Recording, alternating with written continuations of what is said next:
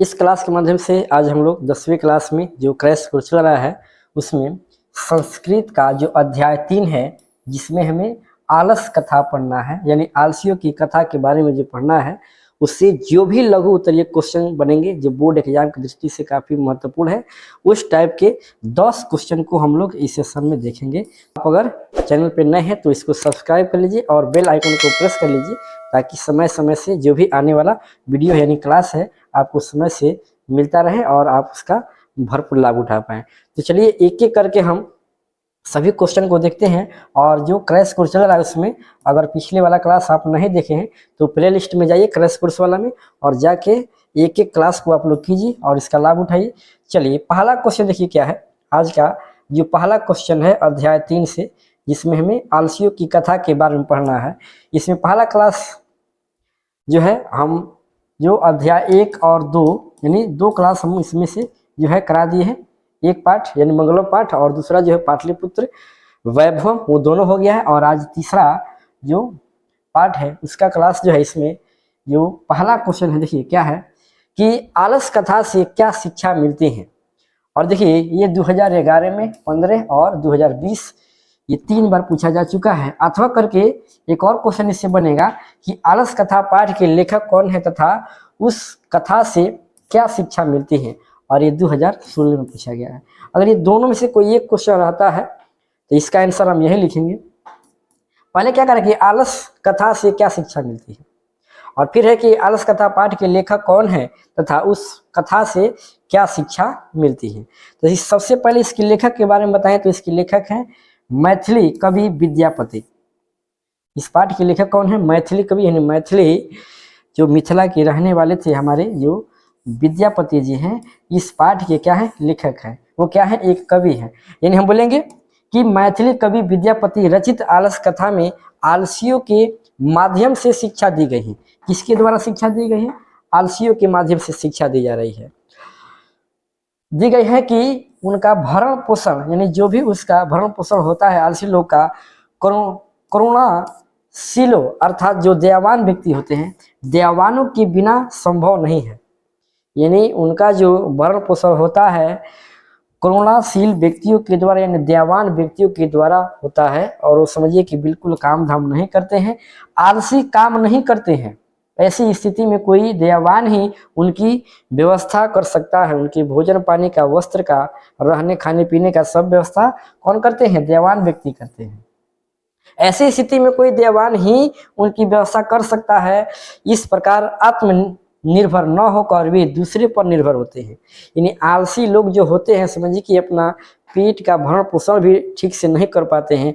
उनको समझिए कि भोजन भी कोई दूसरा व्यवस्था करता है, तो कौन होते हैं? दयावान व्यक्ति होते हैं, दयालु व्यक्ति होते हैं। यानी वो दूसरे पर निर्भर रहते हैं, हो जाते हैं। और आलस क्या है? मनुष्य का महान शत्रु है। ये विद्वान लोग बोले हैं कि आलस एक जो है, जो ये आलस नाम का ये जो चीज है, ये आलस जो हमारे ऊपर जो हावी रहता है, ये मनुष्य का क्या है? महान शत्रु है। एक महान शत्रु बताए हैं कि शत्रु में क्या है? ये महान है। ठीक है, उसे त्याग देना चाहिए। बिना त्यागे समझिए कि मनुष्य का जीवन जो है स्वयं पर निर्भर नहीं होकर दूसरे पर निर्भर रहेगा। तो यही शिक्षा मिलती है कि आलस जो है मनुष्य का महान शत्रु है, इसे हमें त्याग देना चाहिए। ठीक है, चलिए इसके बाद दूसरा क्वेश्चन देखिए। दूसरा क्वेश्चन क्या है, ध्यान दीजिएगा। क्वेश्चन नंबर 2 है, आलसाला में कर्मियों ने आलसियों की परीक्षा क्यों ली? आलसियों की परीक्षा क्यों ली? और देखिए 2020 में ये पूछा गया क्वेश्चन है। आलसाला में देखिए कर्मियों के द्वारा, यानी आलसाला के जो भी कर्मी थे वहां पे जो रहते थे, जो भोजन पानी का व्यवस्था करते थे, उसका देखभाल करते थे, आलसी लोग का देखभाल जो करते थे, वो आलसाला में आग लगाने, यानी आग लगाकर उनकी परीक्षा क्यों ली? उसका कारण क्या है? तो देखिए आलसाला में बहुत सारे बनावटी आलस ग्रहण कर अन्न और वस्त्र प्राप्त करने लगे थे। नहीं, यानी आलसियों को सुख सुविधा जो मिल रहा था, भोजन मिल रहा था, वस्त्र मिल रहा था, रहने के लिए उन लोगों को घर मिल रहा था, वो सब सुख देखकर उसमें कई लोग बनावटी आलसी बन गए। और देखते गए कर्मी वहाँ के जो रहने वाले थे, देखते गए कि आलसियों की संख्या एकाएक बढ़ते जा रहा है। तो क्या किए कि समझे कि ये लोग बनावटी आलसी हैं, ये शुद्ध आलसी नहीं है, बनावटी आलसी है जिसको धूर्त बोला गया है। तो बोले कि इसका परीक्षा लेना जरूरी है। और क्या किए, अधिक खर्च को देखकर जो खर्च बढ़ने लगा, तो अधिक खर्च को देखकर क्या किया गया, अधिक खर्च को देखकर वहां के कर्मियों ने आलसियों की परीक्षा ली। क्या की, आलसियों की परीक्षा ली और अलसाला में आग लगाए।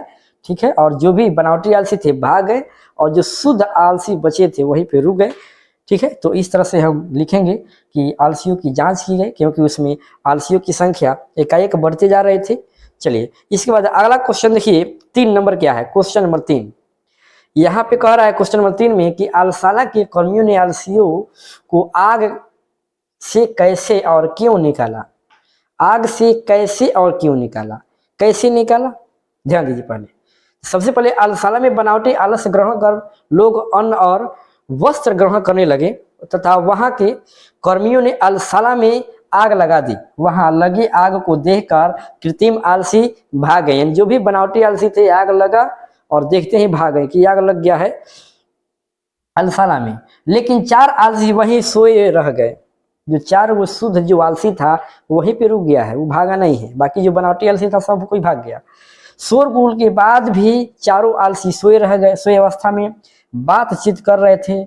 वहां के कर्मियों ने सोचा कि अगर इन्हें नहीं निकाला जाएगा तो ये जल कर क्या हो जाएंगे, मर जाएंगे, नहीं इसमें जल जाएंगे।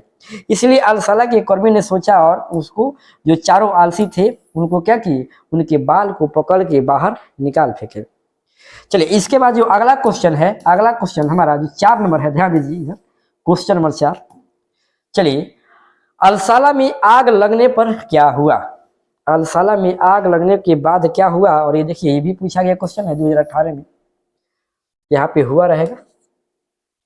अलसाला में आग लगने पर सभी धूर्त आलसी तथा कृत्रिम आलस वाले भाग गए। जो भी बनावटी आलसी थे सब कोई भाग निकले।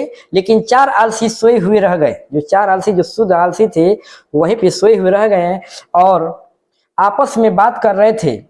फैली आग को देखकर नियोगी पुरुष को दया आ गया, यानी वहां के जो कर्मचारी थे उन लोगों को दया आ गया। उन लोगों ने सोचा कि अगर इन्हें नहीं निकाला जाएगा तो ये बेचारे लोग उसमें जल जाएंगे। तब उन लोगों ने चारों आलसियों को बाल पकड़े और बाहर निकाल फेंके। ठीक है, इन्हीं बाल पकड़ के खींचते हुए उन लोगों को क्या किए, बाहर निकाल लिए। इसके बाद अगला क्वेश्चन 5 नंबर देखिए, ध्यान दीजिए। पहले एक एक क्वेश्चन एग्जाम के लिए महत्वपूर्ण है। ठीक है, चलिए और इसमें ज्यादा रटना भी नहीं, केवल सुन लीजिएगा, इसको बढ़िया समझ लीजिएगा, लिखा जाएगा। कह रहा कि मिथिला राज्य का मंत्री कौन था, उन्होंने कृत्रिम आलसी की परीक्षा कैसे ली तथा अग्निलग्न घर देखकर, यानी आग लगा हुआ घर को देखकर कितने आलसी बच गए। तो सबसे पहले यहाँ पे देखिए कह रहा है कि मिथिला राज्य का मंत्री कौन था। तो इसमें मिथिला राज्य का मंत्री कौन, वीरेश्वर थे। कौन थे, वीरेश्वर, जो स्वभाव से बिल्कुल दयावान थे। लोगों की मदद करने में समझिए कि उनका एक तरह से भूख था, लोगों की बिल्कुल हमेशा मदद करते थे। उन्होंने घर में आग लगाकर कृत्रिम आलसियों की परीक्षा ली। कृत्रिम आलसी का मतलब क्या होता है, कृत्रिम का मतलब होता है बनावटी, यानी जो भी बनावटी आलसी थे उनका परीक्षा लिए उन्होंने, किन्होंने, वीरेश्वर ने। ठीक है, परीक्षा लिए और अग्निलग्न घर देखकर, यानी आग लगे हुए घर को देखकर 4 गो आलसी क्या हो गए, बच गए, वहां से नहीं भागे। ठीक है, चलिए इस तरह से इसका आंसर लिखेंगे हम। इसके बाद छठा क्वेश्चन देखिए, क्वेश्चन नंबर 6। क्वेश्चन नंबर 6 में है कि आलस कथा का संदेश, क्या संदेश है। आलस कथा जो पाठ है इसका क्या संदेश इसे दिया जाता है, या हमें इस पाठ से क्या संदेश मिलता है, अथवा आलस कथा पाठ में किस पर चर्चा की गई है। तो आलस कथा पाठ जो है उसमें मुख्य रूप से आलस के बारे में बताया गया है। और देखिए क्या इसमें कहा जा रहा है कि आलस कथा का संदेश है कि आलस एक महान रोग है, बीमारी है, शत्रु है। आलस, सही बात है, आलस बहुत बड़ा क्या है, मनुष्य का शत्रु है, जिसको महान शत्रु भी हम कह सकते हैं।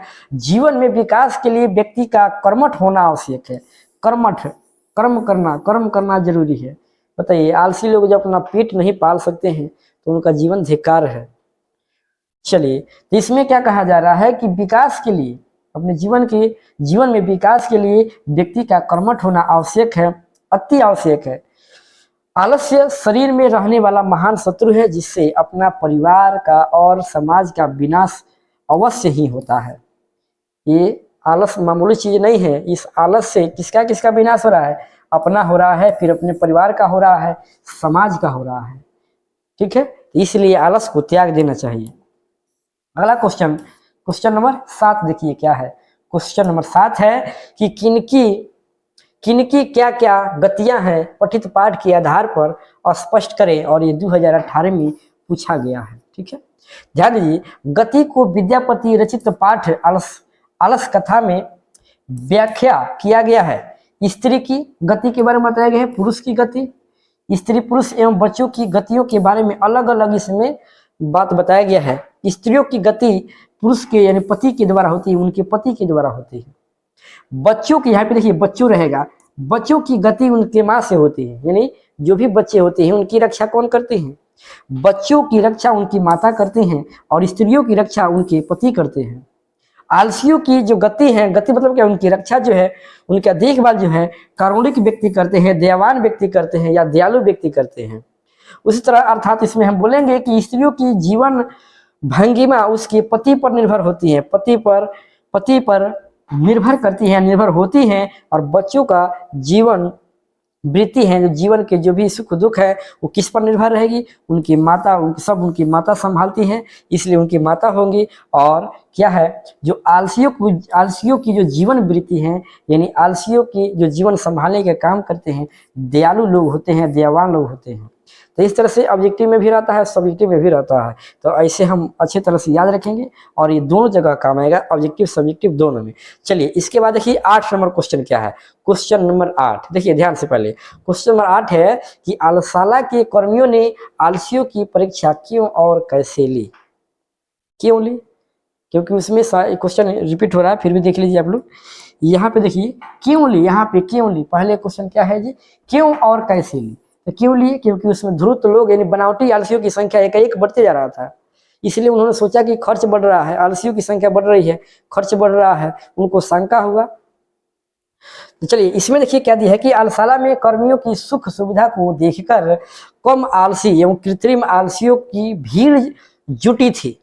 बड़े बड़े तोंद वाले लोग भी बनावटी आलस ग्रहण करें, बनावटी आलस बन करके भोजन वस्त्र और घर नहीं यानी इसमें ग्रहण करने लगे थे। भोजन वस्त्र जो मिल रहा था उसका आनंद, उसका सुख उठा रहे थे, लाभ उठा रहे थे, जिससे आलसाला का खर्च बेवजह बढ़ते गया था। अतः आलसाला के व्यर्थ खर्च को रोकने के लिए तथा सही आलसियों की पहचान के लिए उसमें आग लगा दिया गया और उसमें जांच किया गया कि कौन आलसी है, जिससे नकली आलसी क्या हो जाए, भाग जाए। ठीक है, चलिए अगला क्वेश्चन देखिए। क्वेश्चन नंबर 9 क्या है। क्वेश्चन नंबर 9 देखिए, क्वेश्चन नंबर 9 है कि चारों आलसियों के वार्तालाप को अपने शब्दों में लिखें, और ये भी 2018 का क्वेश्चन है।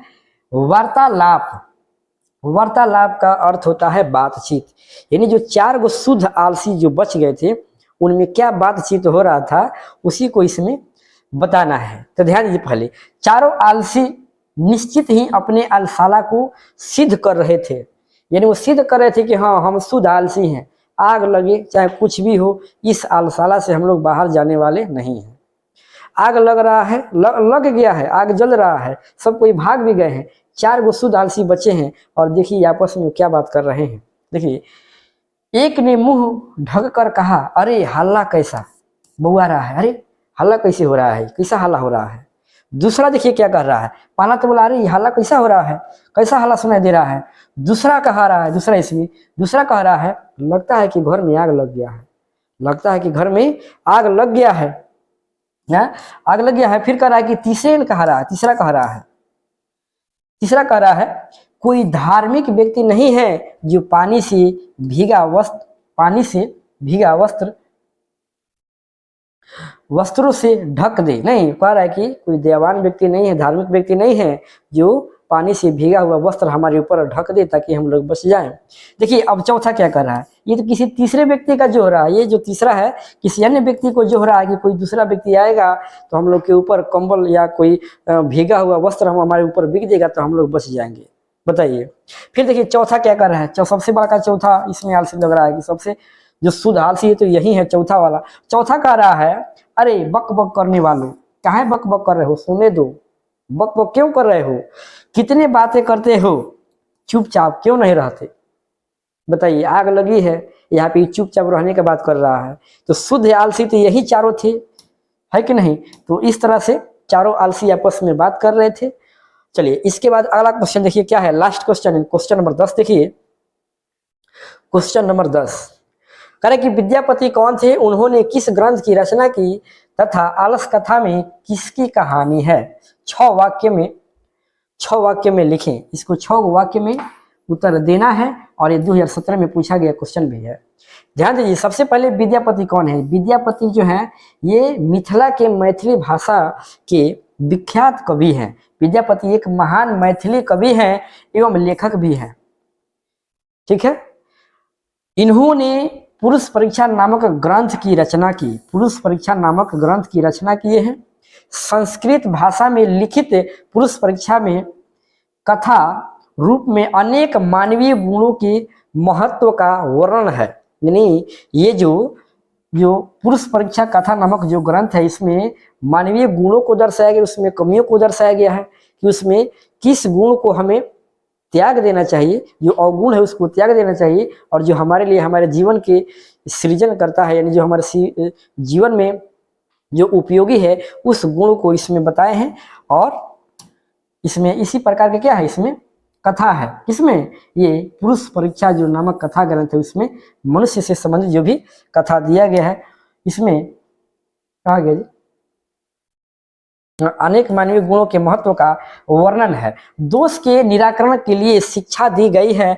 विद्यापति एक लोकप्रिय मैथिली कवि हैं। विद्यापति क्या है, लोकप्रिय मैथिली कवि हैं। ये संस्कृत ग्रंथों की रचयिता भी हैं, संस्कृत ग्रंथों की रचयिता भी हैं। उनकी ख्याति संस्कृत विषय में अत्यधिक है। यानी जो मिथिला के कवि जो विद्यापति हैं, इनकी संस्कृत में ख्याति बहुत अधिक है। और इस तरह से हम लोग 10 क्वेश्चन देखे। आप